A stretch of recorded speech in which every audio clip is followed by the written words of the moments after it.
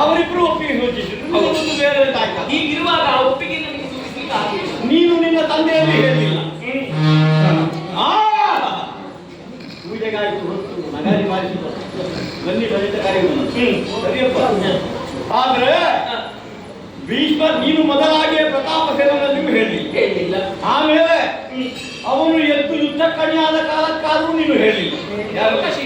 ಅವನಲ್ಲಿ ಹೇಳಿದ್ರು ನನ್ನಲ್ಲಿ ಅದು ಹೇಳುವುದಿತ್ತಲ್ಲ, ನನಗೆ ಬಂದ ಇರಲಿಕ್ಕೆ ಆಗುದಿಲ್ಲ, ನಾನು ಈಗ ಬಂದು ಪ್ರವೇಶಿದ್ದೇನೆ ಅಂತ ನೀನು ಅವತ್ತಿಗೆ ಹೇಳ್ತಿದ್ರೆ ನಿನ್ನನ್ನು ತರ್ತಿರ್ಲಿಲ್ಲ, ಅದು ಬಿಟ್ಟು ಬರ್ತಿದ್ದೆ. ನಾನು ಯಾಕೆ ಹೇಳಿಲ್ಲ? ಮುಖವನ್ನು ನೋಡಿ ನನಗೆ ಹೆದರಿಕೆ ಆಗಿದೆ. ನನ್ನ ಅಭಿಪ್ರಾಯವನ್ನು ಹೇಳುವುದಾದ್ರು ಹೇಗೆ? ಹಾಗಾಗಿ ನಿಮಗೆ ಅಭಿಪ್ರಾಯವನ್ನು ಹೇಳದೆ ಈಗ ಹೇಳಿದ್ದೇನಲ್ವ, ಅದಕ್ಕೊಂದು ದಾರಿ ನೀವು ಕಲ್ಪಿಸಿಕೊಡ್ಬೇಕು. ಈಗ ನೀನು ಹೇಳಿದ್ರು ನನಗೆ ದಾರಿ ತೋರುವುದಕ್ಕೆ ಆಗುವುದಿಲ್ಲ. ಒಬ್ಬನಲ್ಲಿ ಮನಸ್ಸನ್ನು ಇರಿಸಿದ್ದಿ, ಇಲ್ಲಿ ನಾನು ಹೇಳಲು ವರಿಸುವುದಕ್ಕೆ ಆಗುವುದಿಲ್ಲ.